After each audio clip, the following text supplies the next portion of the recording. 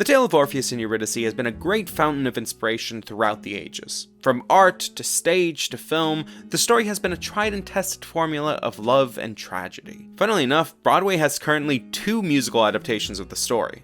One is Moulin Rouge, which is definitely more of a broad strokes version of it, and the other is Hadestown, which maintains the mythological characters but places it in a 1920s New Orleans Great Depression era setting. And yet, only 2 years prior to Hadestown's off-Broadway debut, another musical took the story of the underworld-bound duo to New York. Now entering Deadland. With music and story coming from Ryan Scott Oliver, most well known for the musical 35mm, and book by Hunter Foster, Broadway actor and brother to Sutton Foster, Jasper and Deadland turned the story of Orpheus and Eurydice into modern-day teenagers Jasper and Agnes, 2 best friends struggling with life and their feelings for one another. After a romantic night together, Agnes tells Jasper that she loves him, which he simply cannot respond to. She leaves and tells him to meet her at the cliff he'd used to dive off of, where she'd always refused to jump from. She says she'll be taking the leap in order to get him to commit to his feelings for her. Upon arriving, however, he finds no Agnes, but rather a strange vortex. Afraid of whatever's happened to her, he dives in. And so Jasper ends up in Deadland, meeting a kooky cast of mythological characters on his journey to locate and bring back Agnes. This show has its roots from Ryan Scott Oliver's involvement with the Pasadena Musical Theater Program, a theater company he was part of as a child and then took over as an adult. In his own words, he wanted a very straightforward story that was based on a familiar source material. As a fan of Greek mythology, he wound up choosing Orpheus and Eurydice. This was back in 2011. After a few readings and bringing Hunter Foster in to pull the script together further, its first professional production was put on off-Broadway in 2014 with Matt Doyle of Spring Awakening and Book of Mormon fame as the titular Jasper. Doyle would return for the second professional production in Seattle in 2015. I first came across this musical on Spotify years ago, but since I couldn't really find a full plot description anywhere, I kinda didn't think too much about it. Unfortunately, here we are 6 years later, and there still isn't a full, proper plot summary anywhere. The only way you can get a semi-full plot description is through casting calls for small theaters, or by piecing it together from the TV Tropes page. Even the Playbill article for stage adaptations of the Eurydice and Orpheus myth seemingly just forgot about this show. So I decided to take it upon myself to cover this not often talked about musical. Was it any good? Why don't people talk about it more? And perhaps most clickbaity of all, did it steal from Hadestown? No, probably not, but I'm still gonna talk about it. Just before we get into it, my name is Luca. Me and my partner Jack run the YouTube channel, The Drama Dorks, and we do semi-monthly musical type videos. If you yourself are a drama dork and you enjoy this type of content, please feel free to check out our other videos and subscribe if you're feeling like it. All the love is greatly appreciated. Like I said, there's only been 2 big professional productions of this musical, and there's only trailer footage for either one, so not ideal. And the only fully recorded version of it is the COVID-era lockdown one, which is also not ideal. Anyway, enough dilly-dallying, let's get into it. Diving through the mystery portal, Jasper goes through his memories of Agnes, portrayed by all the ensemble women wearing her iconic red hoodie. He eventually wakes up on a boat flowing down a river, headed up by a skeletal boatsman. On the boat, he talks to a lawyer named Virgil, who explains that they're headed to Deadland. At the shore, he finds Agnes's hoodie, but is nearly eaten by a very existential Cerberus, the guardian to the city circle of Deadland. Fortunately, he convinces it to keep him alive so he, as a living person, can explain the meaning of life. That being that people are awful, citing his cheating mother and addict father as prime examples. Killing us.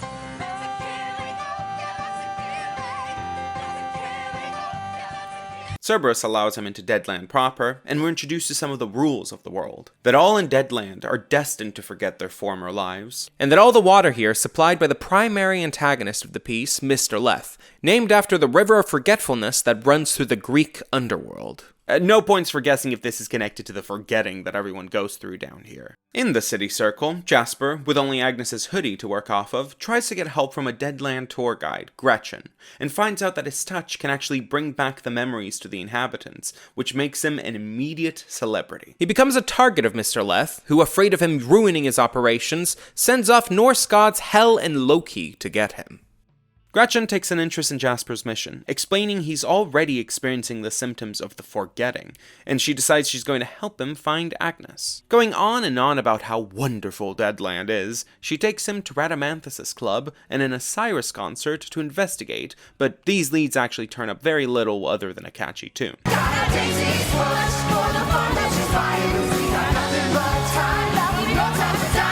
Luckily, Virgil finds the two and explains that Agnes has now been marked for Elysium, which is very bad news as it means her soul is moving on. However, he does note that another quote-unquote half-life, Dante Alighieri, had successfully ventured through the afterlife and tells the two to look for Beatrix Portinari. Unfortunately, the only way to get to Elysium is through Egyptian goddess Ammit, a civil servant that weighs one's heart against a feather, and if they can't admit to their sins, Ammit gets to eat their hearts.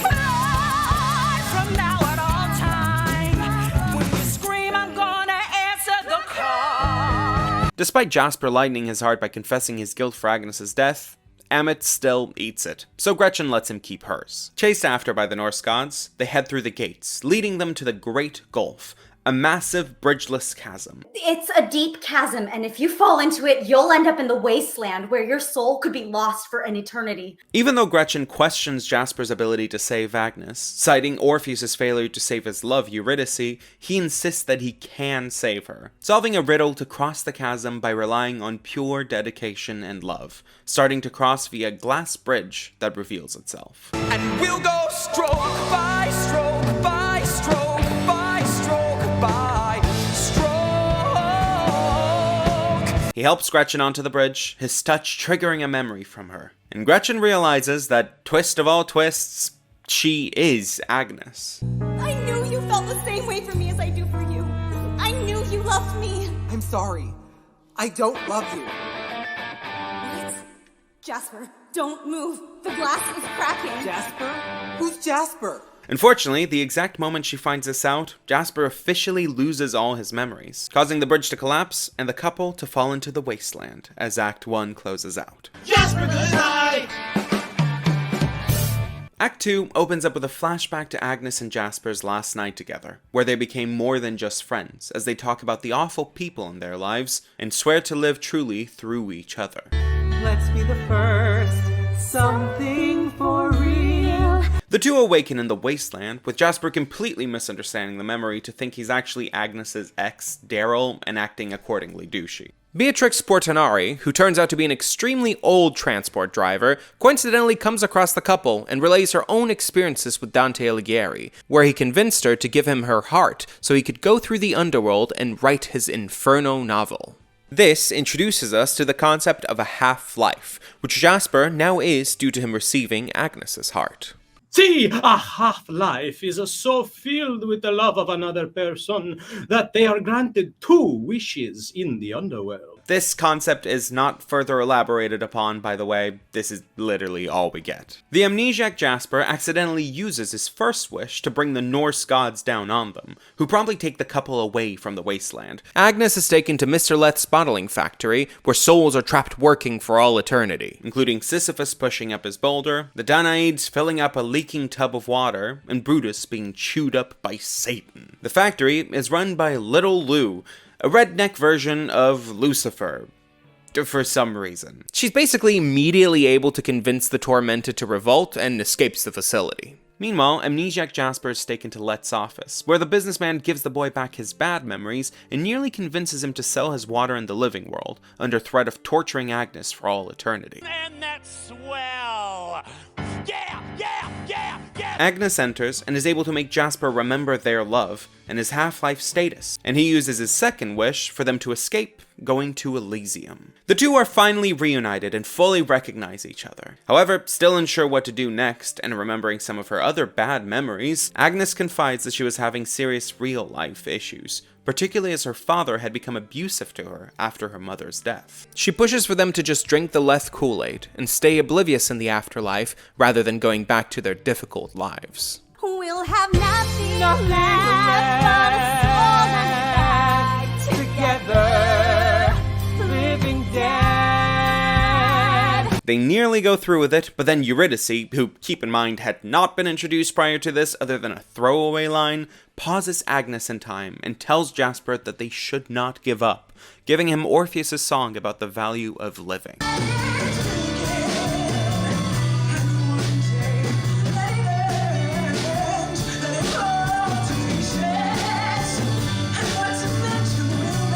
Vanishing, she unpauses Agnes, and Jasper is able to convince her to keep going. In another massive coincidence, they stumble across Persephone leaving Pluto for spring. And yes, that's the Roman Pluto instead of the Greek Hades. Don't worry about it, the show's just really weird about the Greek and Roman etymologies. Persephone explains that they can't both leave as they only have one heart between them, and Jasper proposes a compromise. Let Agnes go and live with their one heart, with him staying behind. Moved by his dedication and a reprise of Eurydice's song, Persephone suggests instead that she stay one more day with Pluto so he can let both of them go and live with their shared heart, which Pluto eagerly accepts. They're offered the same deal as Orpheus and Eurydice, for them to leave without him looking to see if she's behind him, only it's to keep swimming up the river Leth instead of walking. Spurred on by Eurydice's words of encouragement, Jasper manages to do just that. The couple wakes up on the shore in the real world, with Agnes now remembering any of what's happened. Nevertheless, they finally decide to commit to their feelings for each other. They're then suddenly surprised to see that it's snowing, even though it's spring, with Jasper suggesting it must be some goddess's doing. Now fully dedicated to each other and to life, the two look forward to the future, living day by day. If you haven't caught on yet, Jasper is a very different musical from Hadestown. In fact, I would say it's the light to Hadestown's shade. And I like to call it's like Hadestown, but YA. Yes. On the more obvious side, it's a subversion of the usual sad ending, which obviously fits the show a lot better than the usual depressing one would. Accordingly, the show is much less serious in its presentation, albeit it does still have some quite dark elements, although they're very scattered throughout. In terms of which came first, it's a little hazy. Hadestown started out in 2006, doing small productions and regional tours in Vermont, leading to an eventual crowd-funded concept album in 2010. Hadestown is said to have originated from both Anais Mitchell's personal connections with songs inspired by Greek mythology, as well as the re-election of George W. Bush in 2004. On the other hand, Jasper was created in 2011 and was eventually taken to Off-Broadway in 2014. However, while Hadestown was in the works for a longer time, Jasper is often credited as its predecessor. The two pieces obviously do have a lot of things in common, which makes it hard to decide whether Jasper took a little bit of inspiration from the 2010 conceptual album of Hadestown. Both have male leads with some kind of extraordinary power,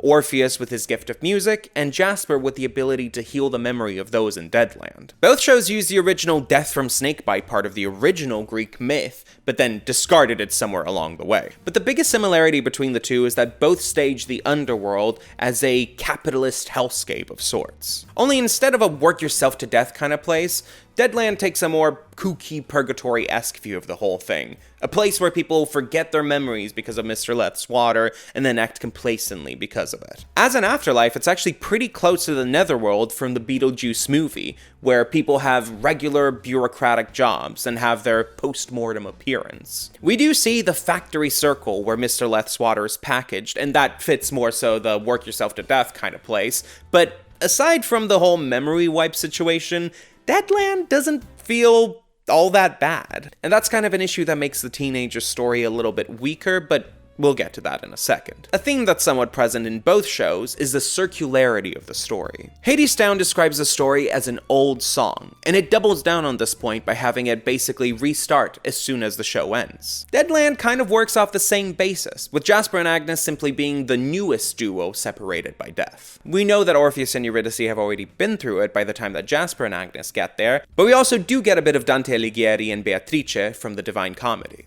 This duo is shown very differently from most interpretations, as Dante is shown to have simply used Beatrix's heart to write his poem, rather than her being an idealized woman in his works, despite potentially not even really knowing him in real life. But their inclusion does serve as another failure of love. Moreover, Beatrice's original role in Dante's Purgatorio as his guide through purgatory is echoed by Gretchen being a literal tour guide to Deadland, which is very fun. Unfortunately, that's as interesting as the echoes really go, although it is fun that Eurydice is the spanner in the works that breaks the cycle for Jasper and Agnes. Ultimately, the shows have little interesting similarities, but since they were drafted based on the same story and around the same time, that's not very surprising. It also wouldn't be the same time that two shows based on the same thing were put on at the same time. See the two Wild Party musicals in the 99-2000 Broadway season, as well as the two Great Gatsby musicals currently gearing up for Broadway. In the scientific fields, this phenomenon is referred to as multiple discovery,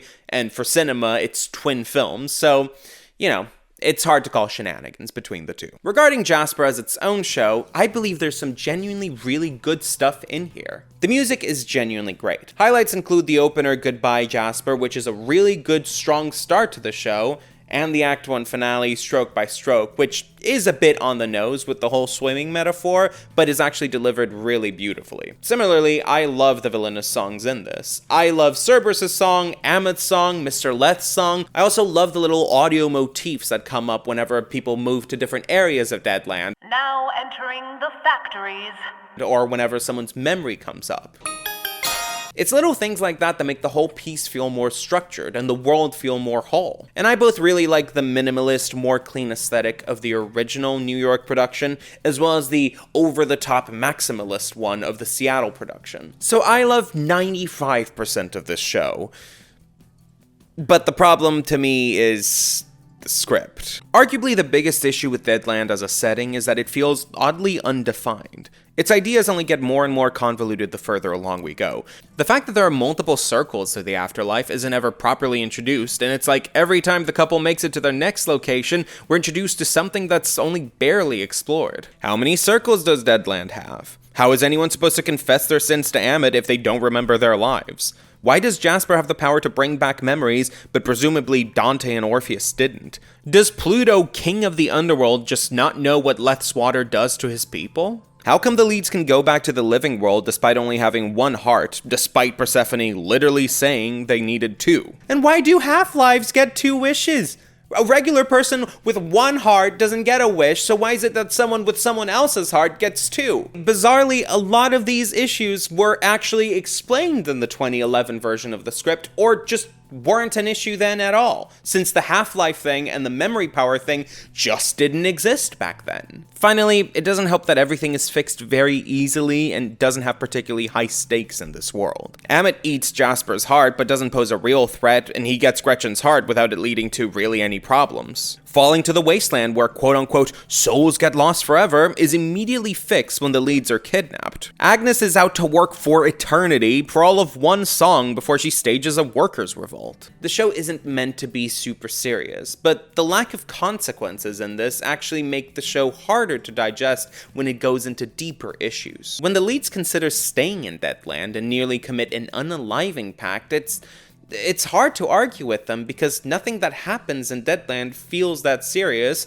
and it doesn't even feel that dangerous. I get that it's meant to be a choice between oblivion and feeling things, but I mean, it doesn't feel developed enough for it to really hit the nail on the head. And then when Eurydice comes out and sings her song about how life is worth living, it rings kind of hollow because she's just saying, hey, live because it's worth it. Nothing being said there actually feels very worth living for, which is especially weird because the show really made a point about the whole memory thing being really bad, and then it doesn't really talk about the memory thing when it comes to why it's worth living. And it's not like a moment like this can't be powerful. Realizing the worth of living is a very musical theater thing, and yet this show kind of has it as one of its weaker points. But regardless of those bits, I have a lot of love for this show, and I'd love to see more productions actually crop up. I know the last couple of minutes might have seemed a little bit negative, but that's just because I really think this show could be great. It doesn't have to be the deepest thing in the world, it can just be flashy and fun with just enough heart to keep it going. Just cut the half-life plot point, it's so pointless. Regardless, what do you think? Have you ever watched a production of this show? Do you feel like it should be brought back?